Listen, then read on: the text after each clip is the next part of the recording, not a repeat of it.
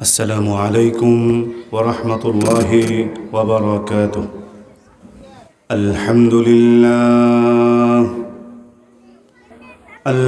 لله نحمده ونستعينه ونستغفره ونؤمن به ونتوكل عليه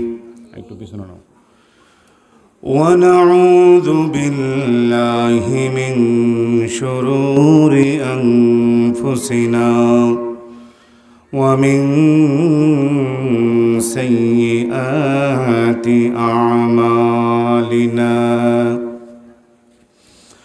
من يهده الله فلا مضل له ومن يضلله فلا هادي له ونشهد أن لا إله إلا الله وحده لا شريك له ونشهد أن سيدنا وسندنا وحبيبنا وطبيب قلوبنا ومولانا محمد أرسله بالحق بشيرا ونذيرا وداعيا إلى الله بإذنه وسراجا وقمرا منيرا إن الله وملائكته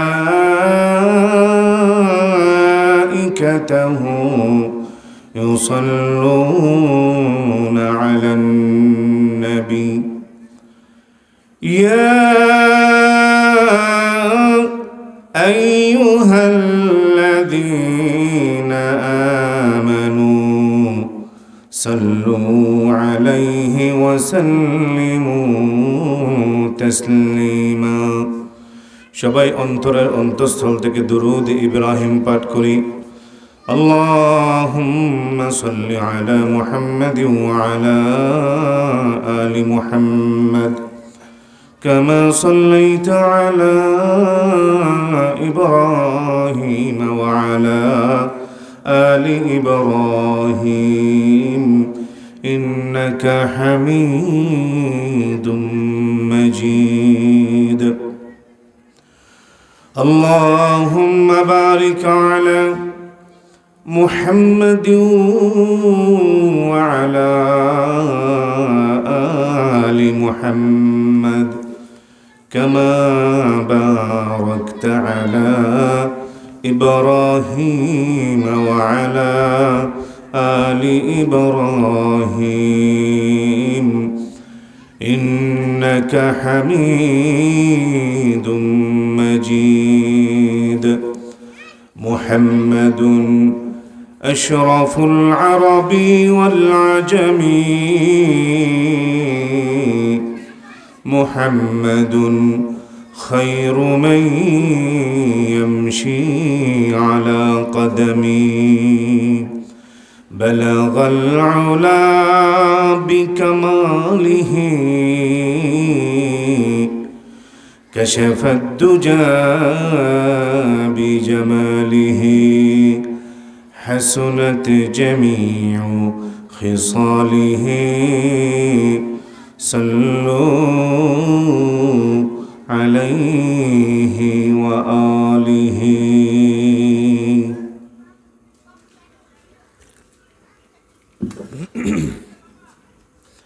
আলহামদুলিল্লাহ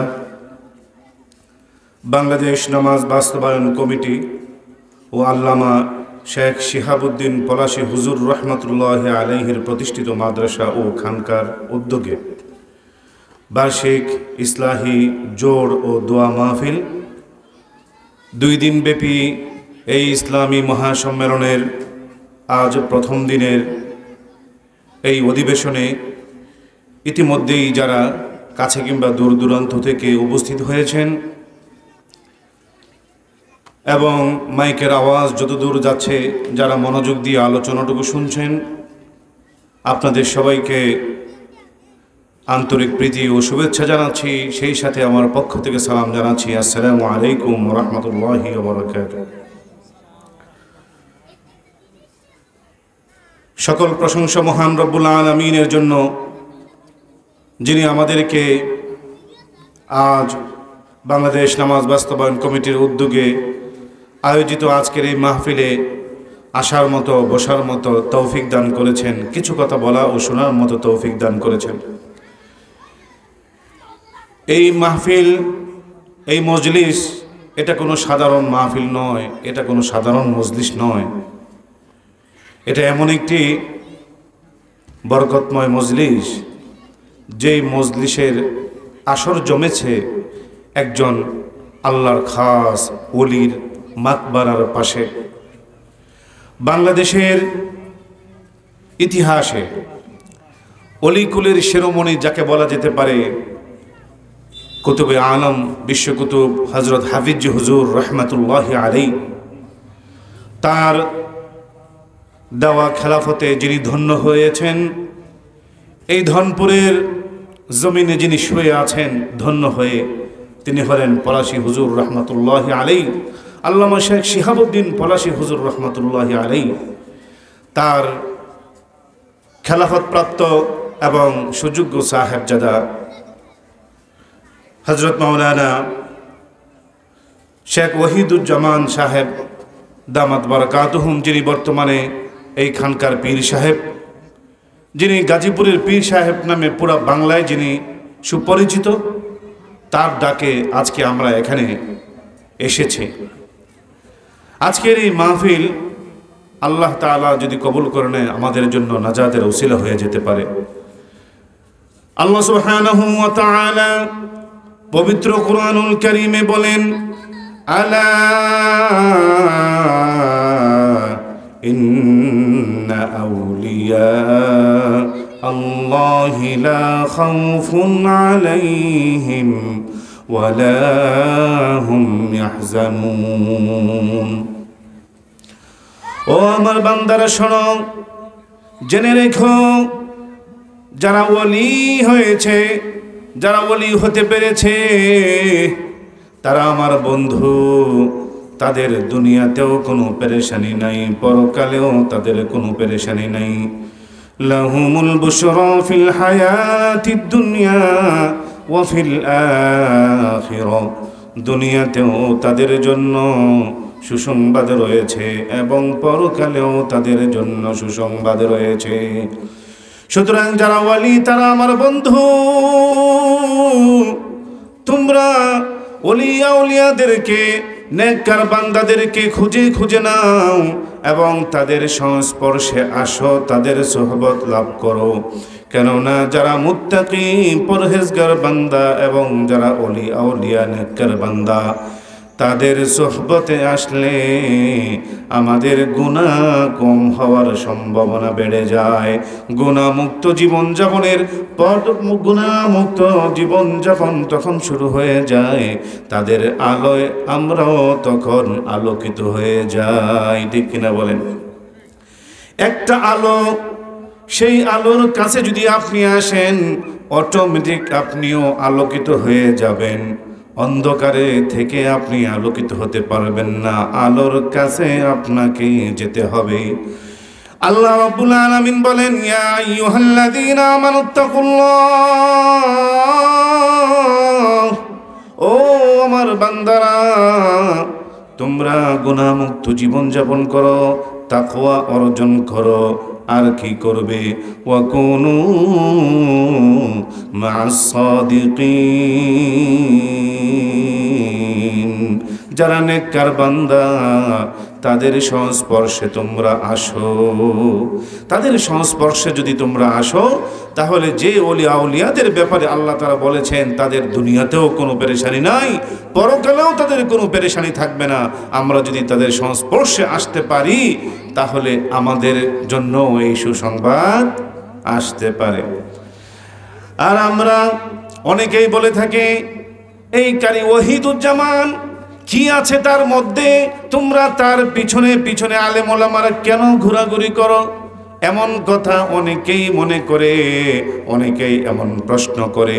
ও বাবাজিরা, ও যুবক ভাইয়েরা, শুনে রাখো, আমরা কোনো মানুষ দেখি না, বরং পরিকল্পনা দেখি, কর্মসূচি দেখি। ওয়াহিদুজ্জামানকে সেটা দেখার বিষয় নয়, তিনি কোন মিশন নিয়ে কাজ করেন সেটা হলো দেখার বিষয়। তিনি বাংলাদেশ নামাজ বাস্তবায়ন কমিটি, যেটা নাকি হাফিজ হুজুর রহমাতুল্লাহি আলাইহি প্রতিষ্ঠা করে গিয়েছিলেন, যার অন্যতম মিশন হলো নামাজের দাওয়াত দেওয়া, নামাজ প্রতিষ্ঠা করা, জিকিরের দাওয়াত দেওয়া, জিকির বাস্তবায়ন করা, তওবার দাওয়াত দেওয়া, জীবনে তওবা বাস্তবায়ন করা।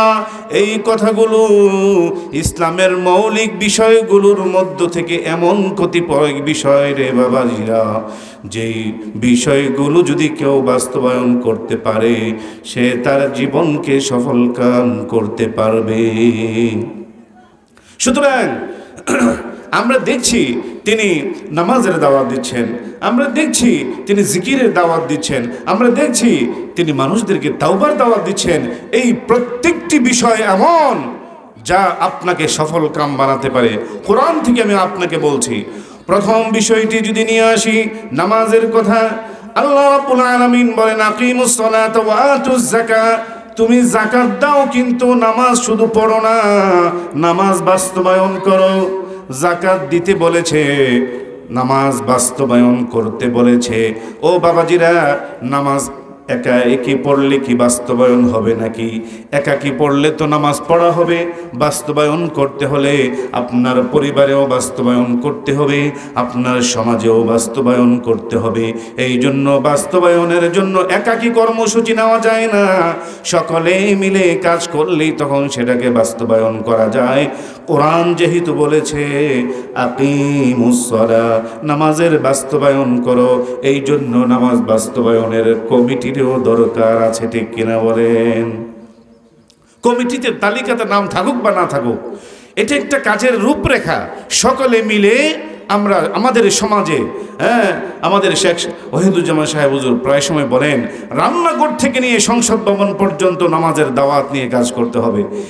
এই নামাজের ব্যাপারে বলা হয়েছে আউয়ালু মা ইউহাসাবু বিহিল আবদু ইয়াউমাল কিয়ামাতি আনিস সালাহ। কিয়ামতের ময়দানে সর্বপ্রথম তো এই নামাজের ব্যাপারেই জিজ্ঞাসাবাদ করা হবে। ফাইন সলহাত ফাকাদ আফলাহা ওয়া আনজাহা, যদি সে এই নামাজের হিসাবটা যথাযথভাবে দিতে পারে, ফাকাদ আফলাহা, তাহলে সে সফল কাম হয়ে যাবে। আমি আগেই বলেছিলাম, আমাদের যে মিশনের কর্মসূচিগুলো প্রত্যেকটা আপনাকে সফলতার দিকে নিয়ে যাবে। নামাজের মাধ্যমে আমরা জানতে পারলাম মানুষ সফল কাম হতে পারে। বলতে পারেন হুজুর আমরা অত নামাজ পড়ি, আপনারাও নামাজের কমিটি বানাইয়া পড়ানোর দরকার কি? নামাজ অনেকেই পড়ে, সকল নামাজ মানুষকে সফলতার ধার প্রান্তে নিতে পারে না। সূরাতুল মুমিনুনের প্রথম আয়াত এবং দ্বিতীয় নম্বর আয়াতে আল্লাহ তাআলা বলেন ক্বাদ আফলাহাল মুমিনুন আল্লাযীনা হুম ফী সালাতিহিম খাশিউন। ওই সকল নামাজিরা সফল কাম হয়ে গেছে। আল্লাযীনা হুম, ওই ব্যক্তিরা, ওই নামাজিরা, এখানে ওই শব্দটি লাগানো হয়েছে, ওই লাগানোর দ্বারা সাধারণকে এখান থেকে বাদ দেওয়া হয়েছে। নামাজের মাধ্যমে সফলতা অর্জন করতে পেরেছে ওই নামাজিরা। কারা? আল্লাযীনা হুম ফী সালাতিহিম খাশিউন, যারা তাদের নামাজগুলো খুশু হুজুর সাথে আদায় করে, তারাই সফল কাম হতে পারবে নামাজের মাধ্যমে, নতুবা হতে পারবে না। আমাদের হুজুর যেখানেই যায়, আজকেও দেখলাম নামাজের আগে প্রায় 10 মিনিট সময় ধরে তিনি নামাজের প্রশিক্ষণ দেওয়ালেন, প্রায় সময় দেওয়ায় থাকেন। এই যে নামাজের প্রশিক্ষণ, যেই প্রশিক্ষণের মাধ্যমে সাধারণ মুসল্লি জানতে পারবে আসল নামাজটা কিভাবে ধীরে সুস্থিরে পড়তে হয়, যে নামাজের মাধ্যমে সফলতা অর্জন হয়, সে নামাজ কোনো ঠুনকু নামাজ নয়, সেটা কোয়ালিটিফুল একটি নামাজ হবে, ঠিক কিনা বলেন? সেই নামাজ বাস্তবায়নের জন্য চেষ্টা চলছে। 2 নম্বরে আসেন আমাদের কর্মসূচির অন্যতম একটি কর্মসূচি হলো জিকির। আমাদের পোস্টারেও লেখা আছে মাগরিবের পরে জিকিরের তালিম হবে, তালকিন হবে। জিকিরের তালিম কেন প্রয়োজন? আল্লাহ সুবহানাহু ওয়া তাআলা বলেন, ওয়াযকুরুল্লাহ কাসীরা লাআল্লাকুম তুফলিহুন। ও আমার বান্দারা, তোমরা বেশি বেশি করে জিকির করো। বেশি বেশি করে জিকির করলে কি হবে? লাআল্লাকুম তুফলিহুন। আমার জিকির যদি তোমার অন্তরে বেশি বেশি থাকে রে, তাহলে তুমি সফল কাম হতে পারবে। সুতরাং বোঝা গেল জিকিরের মাধ্যমেও মানুষ সফল কাম হতে পারে। এই জন্য আল্লাহ তাআলা বলেন, ফাযকুরুনি আযকুরুকুম ওয়াশকুরুলি ওয়ালা তাকফুরুন। তুমি আমাকে জিকিরের মাধ্যমে বেশি বেশি স্মরণ করো, তাহলে আমিও তোমাকে স্মরণ করব। সুতরাং আল্লাহ তাআলা আমাদেরকে কেমন স্মরণ করবেন, এই জন্য আমি একটি উদাহরণ দিচ্ছি, আশা করি মনোযোগ দিয়ে আপনারা শুনবেন। আল্লাহ তাআলা বলেন, সকালেও জিকির করো, ওয়াসাব্বিহুহু বুকরাতাও ওয়াসিলা। সকালেও জিকির করো, দুপুরেও করো, সন্ধ্যায় করো, রাতেও করো, জিকির করো রে বান্দা। বেশি বেশি জিকির করলে আমি তোমাকে কেমনে স্মরণ করব? একটা উদাহরণ শোনো। একবার মিশরের মধ্যে সেখানে দুর্ভিক্ষ লাগে। মানুষেরা দূর দূরান্ত থেকে ত্রাণ নেবার জন্য হযরতে ইউসুফ আলাইহিস সালাতু ওয়াস সালামের কাছে আসে, বলে, ও দেশের বাদশা, আমাদেরকে ত্রাণ দেন। তিনি ত্রাণ দিচ্ছেন। এই ত্রাণ যারা নিচ্ছে তাদের মধ্যে এমন একজন লোক আসে, এসে বলে, আমাকে কিছু ত্রাণ দেন। স্বাভাবিক সবার জন্য যা বরাদ্দ ছিল সেটা তাকে দেওয়া হলো। তিনি বললেন, আমাকে আরেকটু বাড়াইয়া দেন। তিনি বললেন, এই লোকটাকে আরেকটা থলি দিয়ে দাও, আরেক ব্যাগ দিয়ে দাও হলো। তিনি বললেন, আমাকে আরো একটু বাড়াইয়া দাও। তিনি বাড়াইয়া দিলেন। আবারও বলে, আমাকে বাড়াইয়া দাও। তিনবার যখন বললেন, আমাকে আরো দাও, তখন হযরতে ইউসুফ আলাইহিস সালাতু ওয়াস সালাম কিছুটা বিরক্ত হয়ে বললেন, ভাই, তোমার কি কোনো বিবেক নাই? দেশের মানুষ দুর্ভিক্ষে আছে, সবাইকে ত্রাণ দিতে হবে, সবাইকে এক ব্যাগ, এক পোটলা, এক গাঠুরি করে দিচ্ছি, তুমি তিনবার তোমাকে দিলাম, তারপরেও আরও চাইতেছো কেন? তখন তিনি বললেন, ও ইউসুফ, আপনি যদি আমাকে চিনতেন আমি কে, তাহলে আপনি আমাকে এই প্রশ্ন অবশ্যই করতেন না, বরং আরো বাড়াইয়া আপনি আমাকে দিতেন। বলেন না সুবহানাল্লাহ। একটা কৌতূহল তৈরি হলো না, যে আপনি যদি আমাকে চিনতেন তাহলে আরো বাড়াইয়া দিতেন। এই কৌতূহল সৃষ্টি হওয়ার পর এবার ইউসুফ আলাইহিস সালাতু ওয়াস সালাম জিজ্ঞেস করলেন, ভাই, তুমি কে? কি তোমার পরিচয়, নাম ঠিকানা বলো। তখন ওই লোকটি বলল, ইউসুফ, মনে আসেনি আপনার অনেক দিন আগেকার কথা, জুলাইখার সাথে আপনার একটা ঘটনা ঘটেছিল, আপনার মনে আসেনি? কয়, হ, মনে আছে। ওই সময় কিন্তু আপনি এক ধরনের ঝামেলায় পড়ে গিয়েছিলেন। অপবাদটা পরিকল্পিতভাবে, ষড়যন্ত্রমূলকভাবে আপনার উপরে চেপে গিয়েছিল। কয়, হ্যাঁ, মনে আছে। তখন একটি ছোট্ট বাচ্চা যে দোলনায় থাকতো, ওই দোলনায় থাকা ছোট বাচ্চা আল্লাহর কুদরতি ভাবে তার মুখ দিয়ে জবান খুলে যায়। সে তখন সাক্ষী দিয়েছিল, কিছু টেকনিক বলেছিল, সামনে দেখো, পিছনে দেখো, কোন দিক দিয়ে ছেঁড়া, যদি এমন হয় এমন হবে, এমন হলে এমন হবে, এমন একটা পদ্ধতি বলার পরে আপনি কিন্তু সেদিন সেই বিপদ থেকে বেঁচেছিলেন, মনে আসেনি? কয়, হ। কয়, হেই ছোট দোলনা থাকা ছোট বাচ্চাটাই আজকে আমি যুবক হয়েছি। এবার মাশাআল্লাহ বলে ওনাকে তো বুকে জড়ায় ধরে নেয়। আরে, তাকে বিশেষভাবে সমাদর করো, এ তো আমার বিশেষ সাক্ষীদাতা, আমার অপবিত্রতা আমার উপরে চেপে গিয়েছিল, সেটা থেকে সে পবিত্র করেছে, সুতরাং তাকে দিব না কাকে দিব, আরও দাও, যত লাগে তত দাও, তার ব্যাপারে কোনো হিসাব নিকাশ নাই। বলেন না সুবহানাল্লাহ। এমন ঘটনা যখন ঘটে যায়, এটা বলা আমার উদ্দেশ্য নয়, উদ্দেশ্য হলো ফাযকুরুনি আযকুরুকুম। আল্লাহ তাআলা বলেন, ইউসুফ রে, যে ব্যক্তি তোমার উপরে অপবাদ লেগে যাওয়ার উপরে পরে একবার মাত্র একটা সাক্ষ্য দিয়েছিল, যে সাক্ষ্যের কারণে তুমি মুক্তি পেয়েছিলে। এই কথা শুনেই যদি তুমি তাকে মন খুলে প্রাণ খুলে ঢেলে দিতে পারো, তাহলে আমার যে বান্দারা সকালেও বলে সুবহানাল্লাহ, দুপুরেও বলে আলহামদুলিল্লাহ, সন্ধ্যায়ও বলে আল্লাহু আকবার, এরকমভাবে সকাল সন্ধ্যায় দুপুর বিকালে রাতে শয়নে চলতে ফিরতে আমার পবিত্রতা জিকির করে, বলো আমি তাকে কত বেশি পরিমাণে দিব। বলেন সুবহানাল্লাহ। কি অসাধারণ একটি উদাহরণ। একবার বলার কারণে তুমি ঢেলে দিয়েছ। তুমি তো মানুষ, দিবার কতটুকু। আমি আল্লাহ আহকামুল হাকিমিন রব্বুল আলামিন, আমার নামের জিকির যারা করে তাদেরকে যে আমি কেমনে ঢেলে দেব, এটার কোনো হিসাব হয় নাই, এক কথাই নাই। এজন্য বাবাজিরা, লা ইলাহা ইল্লাল্লাহ, লা ইলাহা ইল্লাল্লাহ। উঠতে বসতে চলতে ফিরতে জিকিরের হালতে থাকবেন। আমাদের শেখ শিহাবুদ্দিন হুজুরের রেখে যাওয়া বর্তমান এই সাহেবজাদা শেখ কারি ওহিদুজ্জামান সাহেব আমাদেরকে তো এগুলোই শিখায়। এই জন্য আমরা ওনার সাথে সাথে থাকি, ঠিক কিনা বলেন? একটি আরবি প্রবাদ আছে, উনজুর মা কাল ওয়ালা তানজুর মান কাল।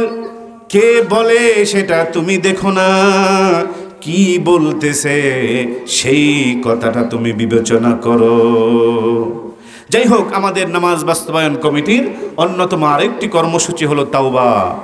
তাওবা হলো মানুষের জীবনের সফলতার অন্যতম সোপান। মানুষ শয়তানের ধোঁকায় পড়ে বারবার গুনাহ করে, বারবার গুনাহ করে। গুনাহ করতে করতে মানুষের অন্তরে কালো দাগ পড়ে যায়। সেই কালো দাগ যখন বাড়তে থাকে, তখন তার অন্তরে আর নেক আমলের কোনো ইচ্ছা জাগে না, শুধু গুনাহ করতেই মনে চায়, কেননা দিলটা নাপাক হয়ে গেছে। তখন এই নাপাক দিল নিয়ে ভালো কাজ করলেও করা হয় না, করতেও মনে চায় না। এই যে মাহফিল চলতেছে, আল্লাহ তাআলার মেহেরবানি যাদের হয়েছে তারাই তো এসেছে, কিন্তু কত মানুষ এখনো বাহিরে বসে বসে হাসি তামসা আর ঠাট্টা কিন্তু করতেছে। আল্লাহ তাআলা কবুল করলেই আসা যায়, না হলে আসা যায় না। আল্লাহ তাআলা যখন নাকি কাউকে মোহাব্বত করে ভালোবাসে, তখনই তার অন্তরের মধ্যে তওবার একটা ভাব জাগায় দেয়। এই গুনাহ তো করে ফেলছস, অনেক গুনাহ, গুনাহ কতটি করছস হিসাব আসেনি? কয় হিসাব নাই। কয় আল্লাহ আমি তো অনেক বেশি গুনাহ করে ফেলছি, এত গুনাহ কি মাফ হইব নাকি? আল্লাহ তাআলা জিজ্ঞেস করে তোমার গুনাহের পরিমাণ কি ওই আসমান পর্যন্ত গিয়ে ঠেকে গেছে?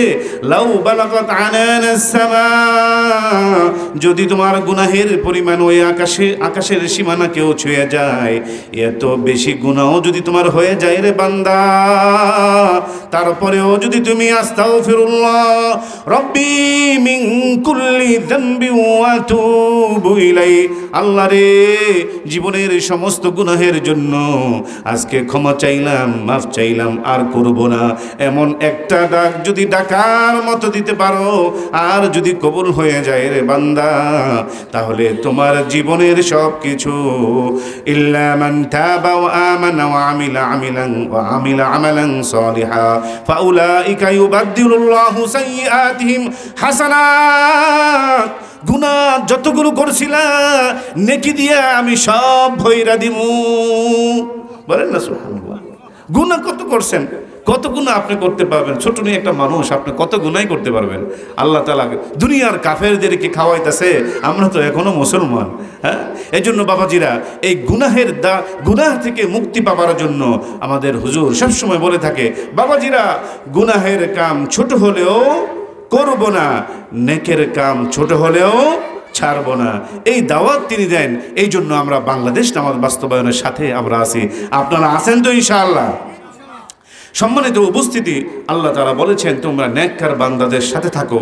আমরা চিন্তা করে দেখি, হাফিজ হুজুরের মতো মানুষ তিনি যদি আল্লাহর ওলি না হন, আমরা চিন্তা করে দেখি ওনার খেলাফত প্রাপ্ত আল্লামা শেখ শিহাবুদ্দিন পলাশী হুজুরের মতো মানুষ তারা যদি আল্লাহর ওলি না হন, তাহলে আল্লাহর ওলি হবে কে? যার জানা যায় বাংলাদেশে এত বেশি পরিমাণে মানুষ সমাগম হয়েছিল, এই জানাজাতে এত বেশি আলেম ওলামা এখানে সমবেত হয়েছিল, এটা দেখেই বোঝা যায় আলেম ওলামারা ওনাকে কতটাই বেশি ভালোবাসতেন। তো যাই হোক, আমার বলা উদ্দেশ্য হলো আল্লাহর ওলি যারাই আছে, শুধু এখানেই আছে তাই বলে কথা না, যাদেরকে আপনার কাছে মনে হয় উনি আল্লাহর ওলি, হ্যাঁ, তাহলে আপনি তাদের কাছ থেকে দোয়া নেবেন। আল্লাহর ওলিদের দোয়া অনেক পাওয়ারফুল একটি দোয়া।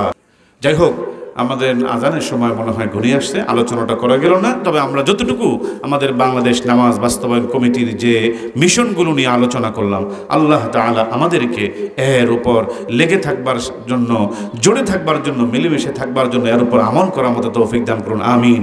ওয়া আখিরু দাওয়ানা আলহামদুলিল্লাহি রাব্বিল আলামিন। আসসালামু আলাইকুম ওয়া রাহমাতুল্লাহি ওয়া বারাকাতুহু।